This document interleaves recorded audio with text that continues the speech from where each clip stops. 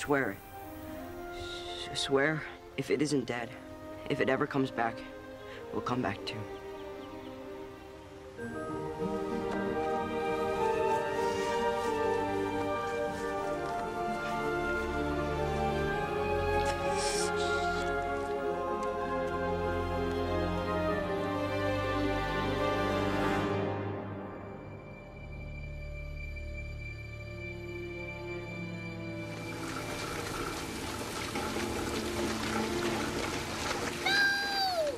When I wrote it, you have to keep in mind I was about 30 years old, and I was very ambitious. At that time, I felt like I could eat the whole world in a literary sense, and I really wanted to do that.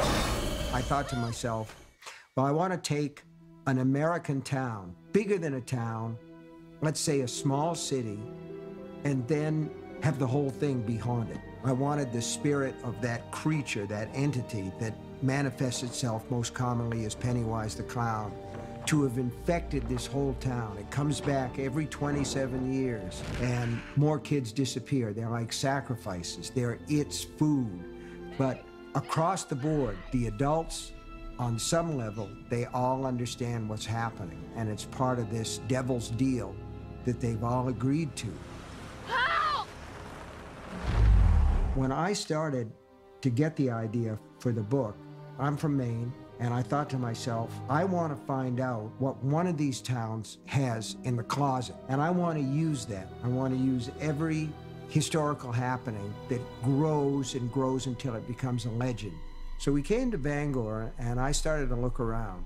I think what finally convinced me was people started to tell me stories about the bars that used to be down by the river and the hard men, the loggers who were there, and they started to tell me stories about a segregated club for black servicemen that had been burned down, the Black Spot. Nobody really wanted to talk too much about it.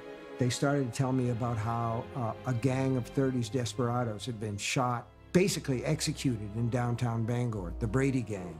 And I loved that story, you know, and by then I knew pretty much that that's the place that I wanted to be, that this was where I wanted to be. And the real deal maker was when I found out that there was this whole network of sewers under my city, and a lot of people didn't know where they went anymore. The maps had been lost. They were built in the 30s as part of the Delano Roosevelt's work programs, and they just built these sewers and then they left them. Some guy said to me, well, you know, in the spring when the runoff comes from the snow, you can put a canoe in over at Westgate Mall and come out at Mount Hope Cemetery, you know, 5 or 6 miles on the other side of town. And I thought to myself, man, that's probably not true, but it ought to be. And I ought to put my monster's lair in those sewers, and at some point I'll have the kids go down there. So you see, it all kind of worked. I took Bangor, I took the geography of Bangor, I took some of the legends from Bangor, I made up some of my own, and I used that as the framework for my book, which is about make-believe and about legends and about how these things grow. Okay, well, I'm starting to get itchy now, and I'm pretty sure this is not Do you good use for the my... same bathroom as your mother? Sometimes, yeah. Then you probably have crabs. When I wrote it, I drew on a lot of things from my own childhood. We had a Barron's when I was a kid, and all of us went down there and played around and we paddled around. I think that a lot of adults these days would be white with horror at the idea of people paddling around where the sewers dumped out and where all this overgrown foliage was and people dumped their trash and everything. And my brother David was one of us, and he said one day, well, why don't we build a dam and see if we can flood this place out?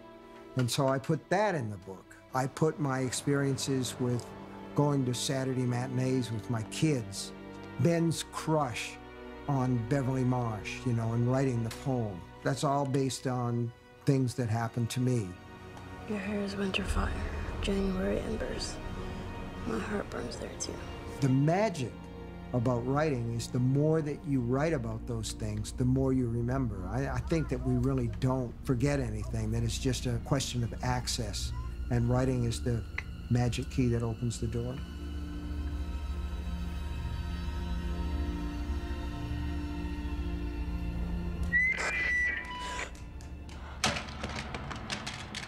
A lot of what I was doing was trying to articulate the things that made me afraid as a kid. And I took a lot of the things that I loved when I was a kid, and I also took a lot of the things that I observed, not just in my own children, but in the kids that they played with, the kids that I saw on the street, their games, their words. But that's what writers do.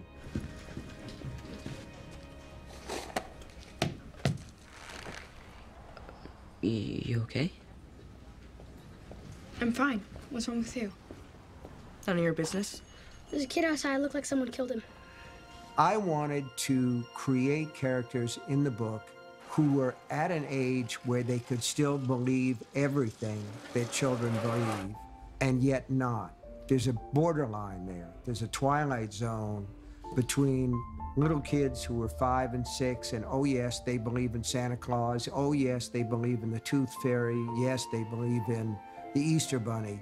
Well, the kids in our story no longer believe in those things, but they still believe that there could be something under the bed when the lights are out. When the lights are on, oh no, I don't believe any of that shit. But when the lights are out, yeah, they're still afraid. They still have that capacity to see on a wide range. For adults, it's like the TV screen.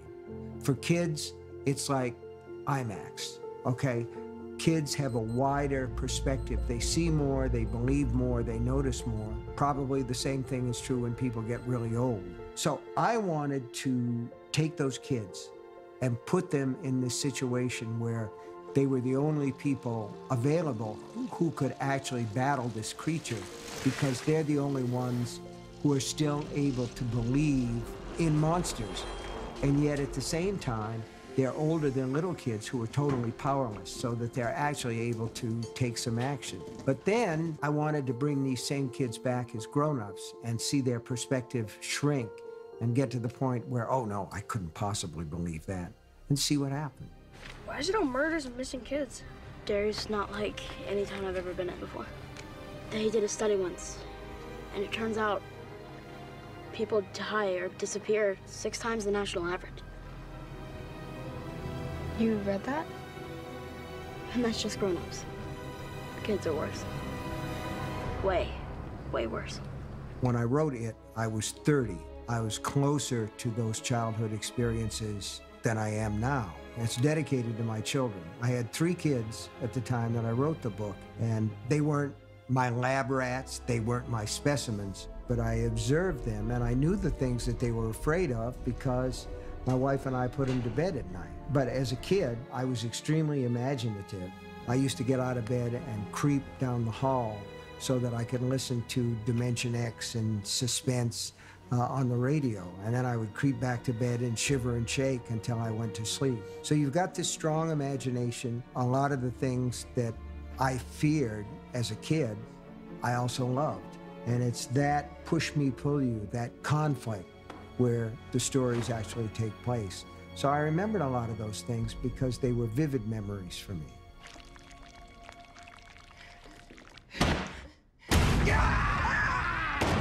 I've written books that deal directly with the idea that faith makes it possible to battle the monsters.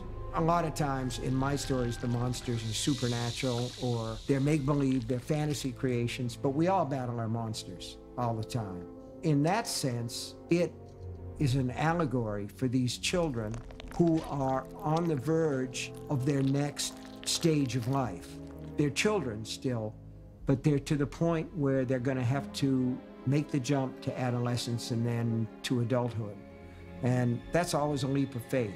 It doesn't have anything to do with any of the established doctrines. You have to trust your friends, you have to have faith in your friends. You have to cut to base level. You have to believe that good is going to triumph over evil. Kids believe that, okay? And that belief is powerful.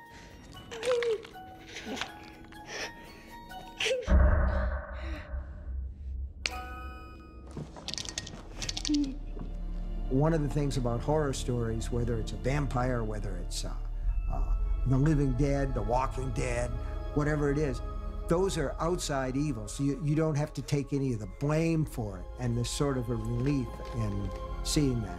in that sense, Pennywise the Clown, as terrifying as he is, at least you can say he's not John Wayne Gacy, he's not Charles Manson, he's not somebody that we have to understand why they did that.